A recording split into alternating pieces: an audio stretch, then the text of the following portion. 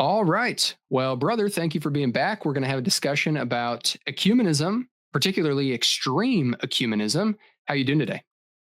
Yeah, pretty good. Thanks for having me on. Yeah, man, for sure. So you actually had a debate on your channel on the subject of ecumenism between was he a true Orthodox? Yeah, true Orthodox priest and a Roman Catholic gentleman were on there. The Yep. Roman Catholic was pro ecumenism, the true Orthodox absolutely against any form of it. Yes. And so I think it's interesting because I think this is something a lot of people, especially as the internet, like apologetic space and just like the Christian YouTube world is growing and expanding and more people are getting pulled into it.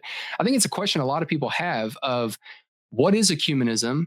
What is too far? What is not enough? How should we see things? What are your thoughts on that? How ecumenical are you? Sure. I think it depends on which perspective you're speaking from. Because if you're talking about from the Protestant perspective, it makes sense to be ecumenical between the Christian traditions as long as we share the basics, like the Trinity, right? You're not going around denying Jesus Christ's divinity, that kind of a thing. Like we can cooperate to some extent between denominations. But when you hold to like a one true church view, like the Roman Catholics do and Eastern Orthodox, maybe less so the Roman Catholics now because they've got some documents that have kind of changed that up a bit, like Vatican II calling us, oh, we're just separated brethren now. You're no longer a condemned heretic going to hell. You're my separated brethren. It's going to be fluffy flowers and all this stuff. But with the Eastern Orthodox view, it would make sense for them to be anti even Christian ecumenism because if you were to look at like their Eucharistic theology, right, it's actually Yeah. giving you like salvific grace, and if it's only found within the Orthodox Church, then it would make sense for them to be like, no, we're not going to do ecumenism with anybody we deem to be heterodox. We're going to be very insular. But with Protestants, we don't really have that view. It's just kind of like, well, you know what? The church is believers in Christ, so we can work together with other believers in Christ. Now, there might be areas where we disagree, but we can still work together in certain aspects. But with the Orthodox, that's not really the case. With the Catholics, that's something that's changing very, very quickly, and they're becoming way more ecumenist than even most Protestant denominations would be. Well, it's funny because there's a lot of cope that I see on this where you'll see some people try and defend, the switch between Trent and Vatican II as no, no, no, separated brethren. That's always been the understanding. We can go Yeah, all the way back to the Donatist controversy. And like they'll try to appeal to all sorts of stuff and retrofit right. their defenses of like it's always been the current way that we see it. There wasn't really this drastic shift. Yeah, except all the trad cats don't think that. They all think that Vatican II was this hard departure. And so it's just interesting to kind of see the defenses on that. I agree. I'm very like pan Protestant. I know there's a lot of Reform people, for example, and especially like Lutherans and even Anglicans, who are very much like, I'm going to only like stand by and defend my tradition. I always encourage people on my channel. I want people to be in confessional churches because I think confessional orthodoxy, historic Protestant confessional orthodoxy is like good. It's worth defending and those sorts of things. And so I'm very pan Protestant in that regard. It's like, oh, if you only have like a Lutheran church in your town and that's like the only confessional church, okay, go join that church and start serving that church and support, etc. So I'm very like pan Protestant, but it's funny because I get called all sorts of things from varying parties, Yeah. especially the with my work to Adventists. In that world, I'm like this hyper ecumenist because they think any sort of ecumenical, which makes sense. They're a one true church group, and they have the very extreme eschatology around that identity. So it makes sense that they would think that any sort of linking arms with anybody that doesn't look exactly like you is this sort of like satanic influence or whatever. But at the same time, a lot of them will also tell me, and then other people will also tell me that I believe and claim that you have to be a Presbyterian to be a Christian. So it's funny. I hear the whole spectrum of things because I don't necessarily always fit into like a perfectly custom crafted box. I just align with like the historic Protestant position. A lot of people are shocked to find out that the reformers did not make this, drastic radical claim that like, well, no Roman Catholics are Christians, no Orthodox are Christians. And you really have to get into what do people mean by the term Christian. And we recognize they have valid baptisms. And like you said, they affirm the foundations of the Christian faith. Now, the Protestant rally cry was that the necessary heads of religion that are found in the creeds have been added to by these groups through papal accretions and these types of things, where they're now trying to tell us, well, this is what the creed is confessing. And the Protestants stood and said, no, that we can look at the ancient church's exposition of like the Apostles' Creed, for example, or the old Roman Creed, as it was originally called, like Rufinus's commentary. And we don't find them confessing what you're telling us the creed is confessing. They've got the core of it, but then they've got these other things they've added on top of that. But you don't find the reformers doing this sort of like hyper sort of like only Protestants are Christian. Right. And then some people whittling it down to like only this specific strain, this small little strain is actually Christian. There was a shared core that was recognized. So I guess if that makes you an ecumenist, sure, I'm an ecumenist. But like you mentioned, there's some extreme ecumenism that's going on. Let people know, what do you mean by that? What is the sort of stuff that you've seen that you would call extreme ecumenism? Sure. I'll talk about that in just a second, but I want to comment on what you just said, because there's actually a Luther quote that's kind of funny. I'll give the ortho bros their flowers.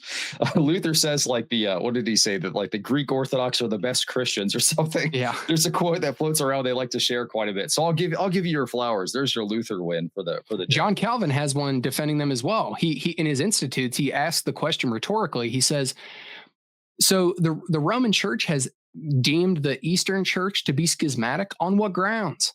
Simply because they refuse to recognize this unlawful office that you're claiming is the universal head of the church here on earth. So even he defends them in that capacity. There you go. Protestant Ortho Bro Alliance. When is that starting? No. Yeah. No. All right. So extreme ecumenism. Yeah. I mean, we see it quite often with the Roman Catholic Church in the last 40 or so years. There are a lot of clips that I literally cannot share on YouTube because they're very Nat Geo and extreme ecumenism, reaching outside of even Christian bounds. So you've got bishops praying in the mosques. You've got popes praying in the mosques towards Mecca. You've got them blessing synagogues. You've got Benedict literally doing a liturgy with a Amazonian priestess, full Nat Geo, not wearing nothing, and then taking part in the liturgy. I mean, it's absolutely insane. I've got a whole compilation of videos on my channel that I can show that aren't so explicit like that one was, in which they have these Amazonian people in full Amazonian garb with the full headdress, outfit, everything, incensing the altar, dancing around and doing chants in the middle of a Catholic mass.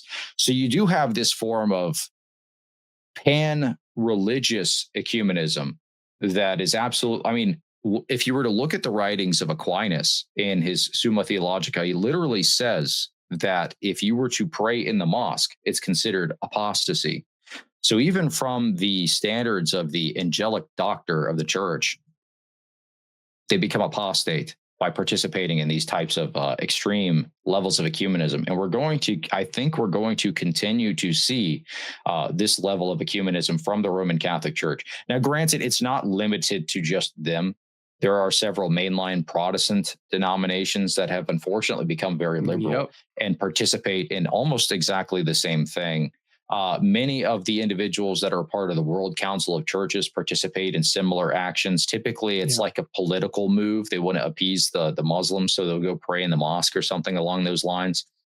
Or they'll use very flowery language regarding Islam, which we saw a lot of that pop up. And every now and then there is like a new trend in apologetics for the topic to be covered. So not that long ago, I think it was 2 months or so ago, it was Vatican II. So you saw a lot of these quotes pop up of people of different traditions saying, "Oh, Islam's so great," okay, whatever. Like extreme ecumenism is like a cancer to the soul. It infests the institutions in which these actions take part in, and it flavors the entire life of the church in a different direction. We see this quite often with the Roman Catholic Church, and I think one of the reasons it's so shocking there is because it's almost a complete 180 from the time of, like you said, Trent, where they're taking a very hardline stance, one true church. Basically, everybody that is on the outside of our church is anathema. We're not even going to consider you. To Vatican II, Protestants are separated brethren. The plan of salvation also includes such as these, and it mentions the Muslims, and it mentions Hindus, and it mentions other groups, which is absolute insanity. And they're bound to affirm these things by ecumenical council. Now, you have Roman Catholics that will deny the salvific aspect in reference to these other religions. And they'll say, no, it's actually not saying that. It's saying something completely different. But if you were to look at Roman Catholics that are being honest, like Michael Lofton, for an example, he's publishing the information. I mean, I'm citing Michael Lofton, but look at it. He's being honest. Say what you want about him. He's actually reading the documents and publishing this information and saying, look, this is actually what Denzinger says on this subject. And I'm tying this back to Vatican II. Then you get people like, la, la, la, la, la. No, it's not what it says. La, la, la, la, la. It's like, okay, no, it's expositing the documents of Vatican II saying, yeah, actually, we do mean the plan of salvation involves Muslims and Hindus. Yeah, they actually can be saved. Yeah, they actually have quasi-pagan sacraments, which is an insane statement to make. It absolutely makes me sick. But the more and more you do research into this, the more and more I think we're going to see more extreme ecumenism come out of the Leo papacy. We're just starting to get a little bit of a taste of the insanity with the meeting with Father James Martin. I'm sure you saw that. He was a very pro Skittles Roman Catholic priest. They're going to have the big Jubilee parade straight up into the Vatican, into the big basilica over there. They're going to be walking right through the holy doors, pride flags. They have a crucifix with rainbow colors on it for this event. And Leo's going to be speaking at the event. So that's just the beginning of it. We're going to see the Pope splainers come back in full force, and we're going to see much, much more insane levels of ecumenism, I think, in the coming months. Yeah, well, you preempted what I was going to ask about, because you know that a lot of the Roman Catholic ankle biters, they're going to comment on this video and they're going to say, Ben's misrepresenting. He's appealing to exceptions, not the rule. And they're going to claim that you're misrepresenting things because it's not an official position, or you don't understand some nuance or some sort of distinction. But just to make it clear, you have material out there, correct, where you would say that the sources actually do not support that sort of understanding, and that people need to go look at the sources themselves and come to their own conclusions? Mm-hmm. Absolutely. If you were to read through Denzinger, which is the source of Catholic dogma, if you were to go and read through that, you can actually see some of these citations clarifying some of these terms. And yes, the actual meaning is the plan of salvation does include them. It's not just there as some sort of like a one-off random thing. Now, you could probably hyper qualify that and say, well, in cases of ignorance, like, well, in cases of ABC 1, 2, 3, you can hyper nuance this away. But the documents themselves, as well as the documents clarifying these, actually does tie in some sort of salvific instance with the Vatican II documents. Yeah, I guess it's been a couple months now when, for some reason, it's not like this was new at the time when this just popped up again. It's just stuff happens on the internet that gets people talking about it again. But the Nostra Aetate issue regarding Muslims adoring the one true God. And, a lot of the discourse that I saw was trying to say, no. See, you're not understanding. We're saying that they have the proper referent. They're referring to their God as the God of Abraham, and the true God is the God of Abraham. So you're just misunderstanding. No, it also says they adore the one true God, which is a worshipful action. It just, the cope to try and defend this stuff is just, let's be honest, man, none of them would touch this with a 10-foot pole if their church did not force them into this hand. Not a single one of them would be trying to justify the idea that Muslims worship the same God. But you have to understand the qualifications that we mean when we say worship, and all this hair-splitting nuance and all this sort of stuff.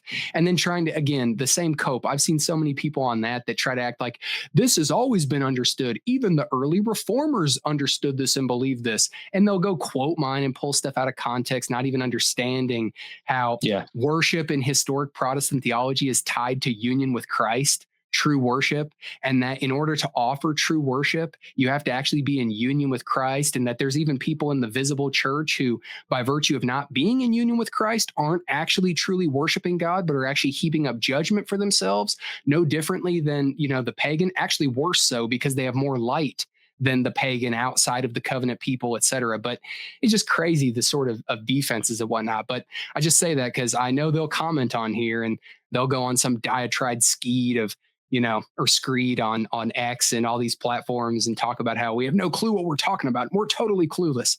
Folks, go read the sources for yourself, okay? Because Yeah. the stuff you're describing, I've seen the videos, the Pachamama stuff and how they've tried to memory hole that and act like that wasn't real. Some of them say it wasn't even real. Then the evidence is there. And then you'll have some people that say, okay, well, it was real, but that doesn't formally speak for the Roman Catholic Church. We all have goofballs and quacks in all corners, et cetera.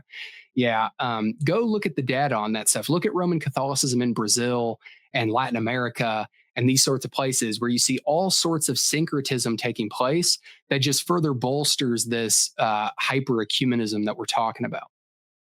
Yeah, I think part of the issue, though, is many of the Roman Catholics that are engaging in this type of debate regarding Vatican II, they're kind of low information converts. So when they enter into this, they're convinced by very low tier arguments, and they'll stay convinced by low tier arguments. So you'll see individuals wanting to cope around this issue by grabbing, like, I don't know, they'll grab like 30 quotes and they'll make some kind of introductory statement and say, this is actually, we're going to talk about how the Jews and Christians have the same God. And I'll pull 30 quotes out of context to show that the Jews and Christians have the same God. And then we'll just say, hey, trust me, bro, this also applies to Muslims or something, not realizing that it's referring to like Old Testament Jews, pre-Christians, and just taking them completely out of context.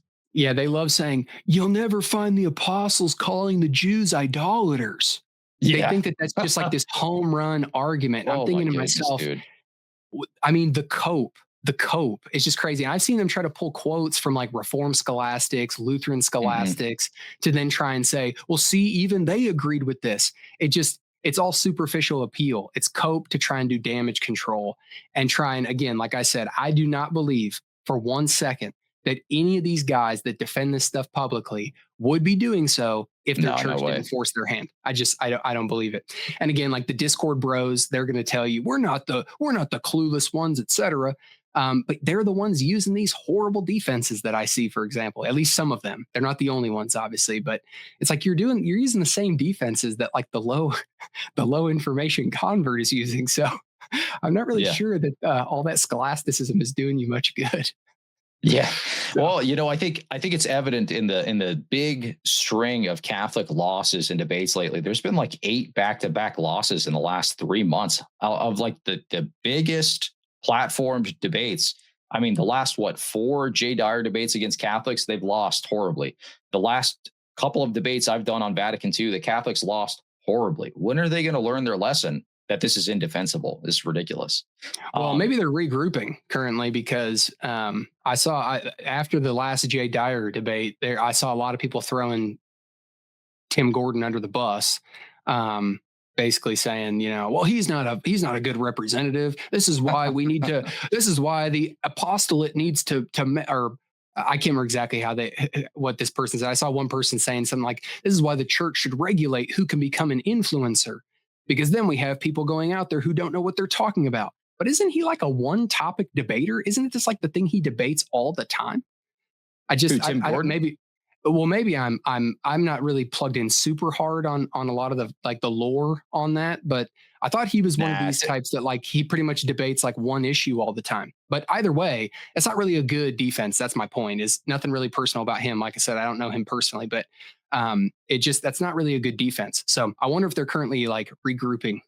This is what I would say about that. I actually like Tim Gordon, and that probably would not apply to him specifically. There are individuals I would give that label to. Tim Gordon's pretty well-rounded guy. He's kind of a scholarly type, more academic type, but he also does things on like Freemasonry. He does things on like infiltration of the Vatican. He's one of those guys. He's a very trad guy. I like his channel a lot. Rules for Retrogrades. I'll poke fun a little bit, but I actually do respect Tim Gordon. But they will use that. Anytime they lose, they'll try to just discredit whoever the debater was. They did the same thing with Trent Doherty, who was a PhD in linguistics. They were marching him out as like, this like, oh, he's gonna finally destroy them because we've been losing all of these Vatican II debates, losing against Jay Dyer twice. loses against me, crashes out, flips me off, drops like F-bombs, all sorts of other stuff, and then retires.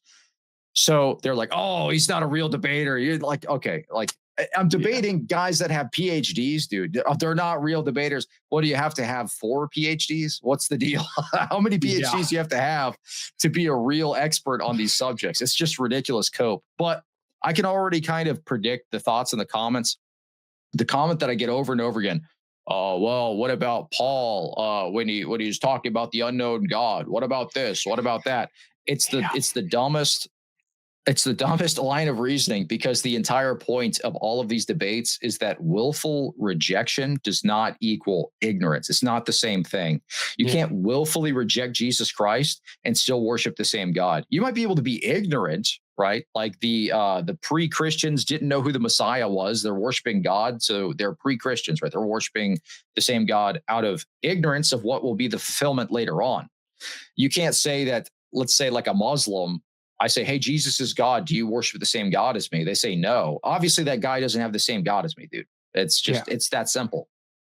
It's totally different than a willful, knowing rejection.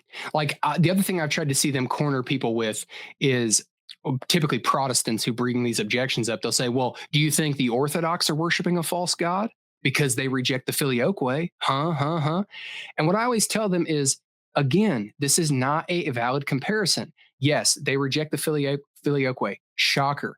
They're not actively seeking to reject the triune God, though. The reason they're doing that is because they're in pursuit of the triune God. And yes, this is a serious difference. Obviously, history bears this out. But the point is, that's not the same. They're not actively rejecting the Trinity. They're actively pursuing such. And so they reject something they believe that takes away from said thing. That's not the same as the Muslims. So nice try, but there's no way to square this. That's the point. There's no way to square this. It's indefensible, and it's embarrassing that they are forced to have to try and defend all this. Yeah, you got to break down that filioque one real simple. Otherwise, you're going to lose them. I'll just ask them this. I say, is your God the filioque? It's right. That simple. Is your God the filioque? No, it's like the Trinity is your God. Jesus Christ is your God. So you reject Jesus Christ's divinity. You reject the Trinity. You're worshiping a different God. It's like, oh, but what about they reject the absolute divine simplicity? Or, come on, dude. I know. So it just continues to be a kicking of the can, another step down the road. But anyways, well, brother, thank you for being here. This was a great discussion. And folks, make sure to go check his channel out. It is linked in the description box down below. And until next time, may Christ richly bless you in the grace and peace won by him and his vicarious death on the cross for sinners. Hallelujah.